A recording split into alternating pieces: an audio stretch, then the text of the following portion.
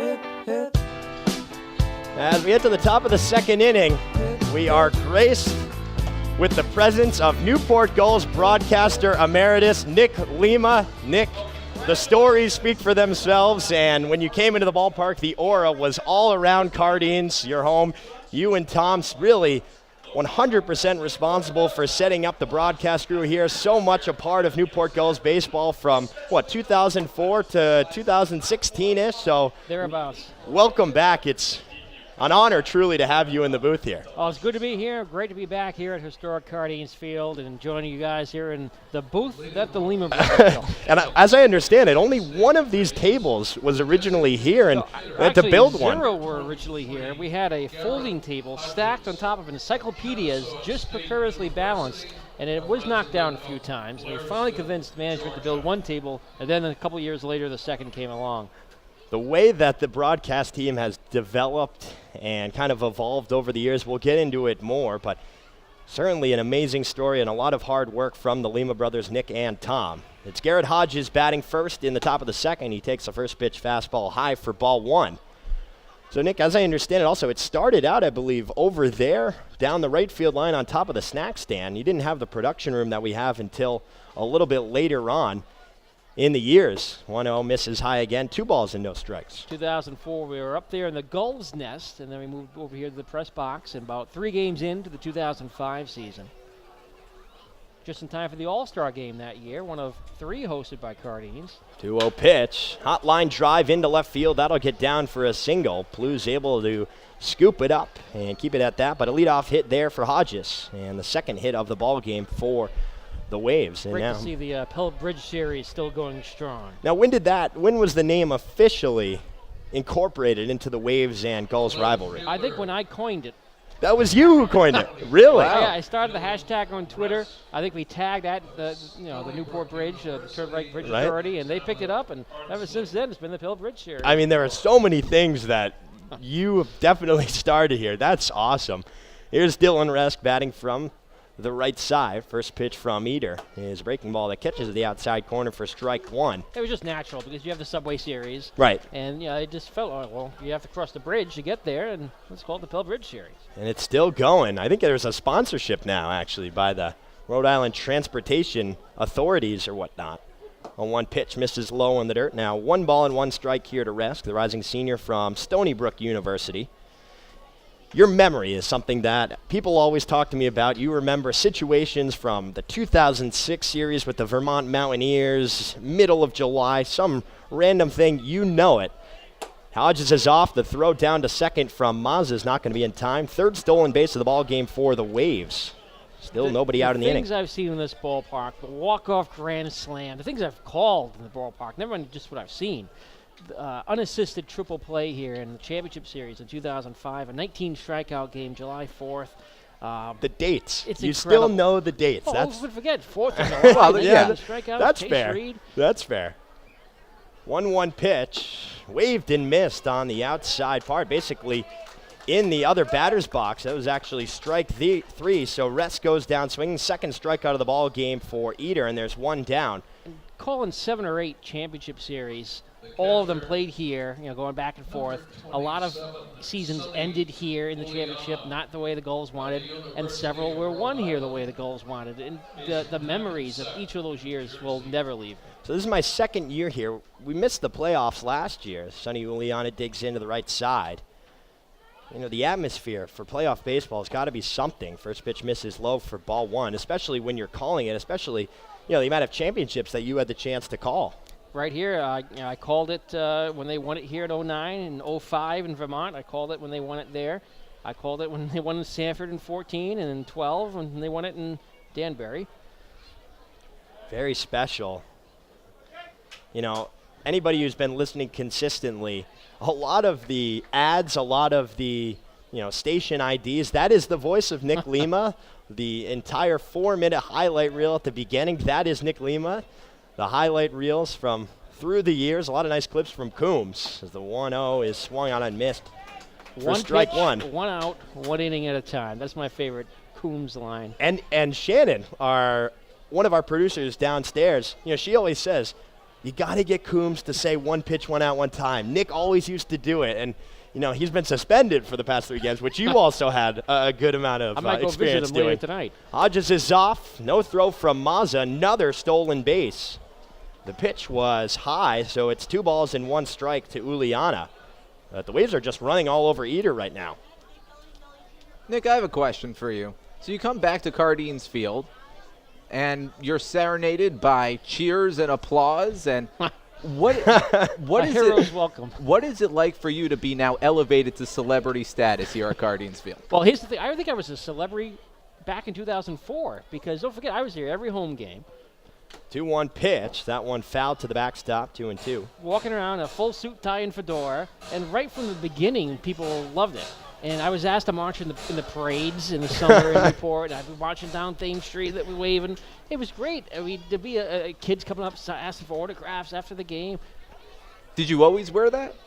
I never missed a home game the entire time I was broadcast. That's why I wore it tonight. I don't wear it much anymore. 2-2 pitch, hit off the end of the bat. Roller towards Gethings at second, scoops it to first for out number 2, but Hodges scores. It's 2-0.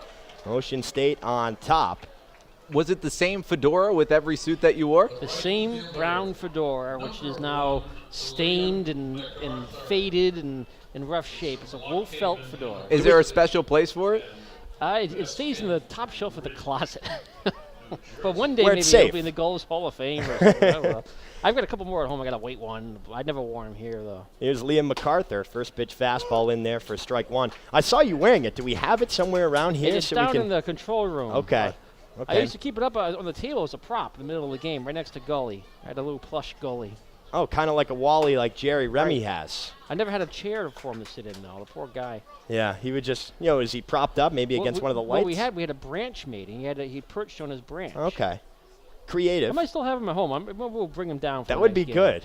Bring back an old artifact as the 0-2 is waved and missed. MacArthur Chase is on the high heat, but Ocean State is able to get one more off the RBI from Sonny Uliana. 2-0 as we head to the bottom of the second inning right here on the NECVL Broadcast Network. As we welcome you back here to the booth at Cardines Field, Dave Peck alongside Jonah Karp of the Ocean State Waves and Newport Gulls broadcaster emeritus Nick Lima.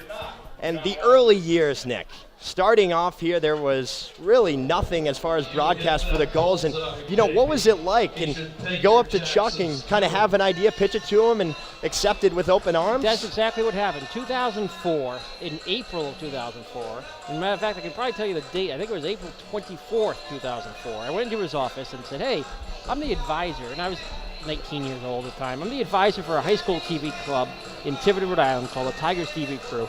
We'd love to come in and tape some of your games. And we have like 3 or 4 little camcorders that we have, like $200 camcorders. Can we come and do that? And he had nobody here doing that. And he said, sure, why not? Come on down. He just took a gamble. Wow. And we did about half the home games that summer. And then in 2005, he invited us back, and we did every home game. We did some away games. I traveled with the team a little. And then 2006, he made us permanent.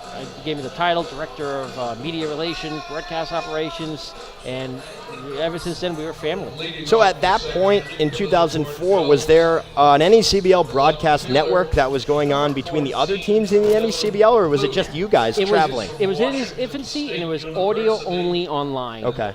Pay to listen to on Teamline. And eventually, actually, we were the first live telecast game with a video broadcast in 2006 on opening day. First pitch to Plu, misses outside for ball 1. It'll be Plu, Gonzalez, and Blumgren here due up in the bottom of the second. An interesting note about that 2006 home opener, it was a walk-off win in 10 innings for the Gulls on a home run to right, back when the fences were about 6 feet shorter.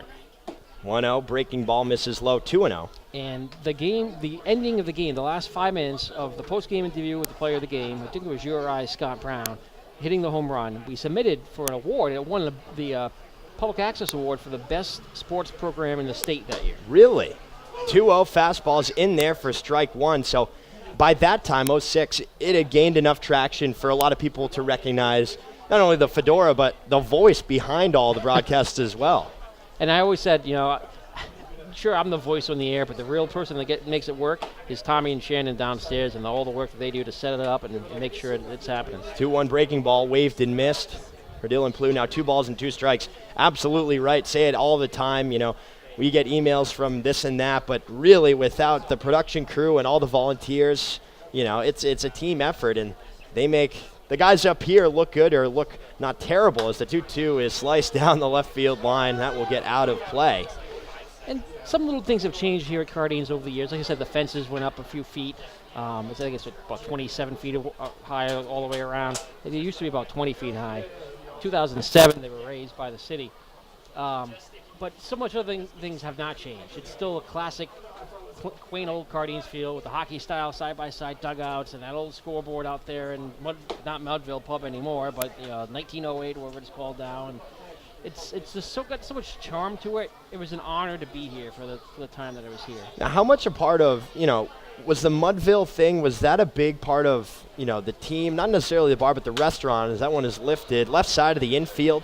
Dana, not a lot of room, but he's going to have a play on, and he's able to reach up and make the catch for out number 1.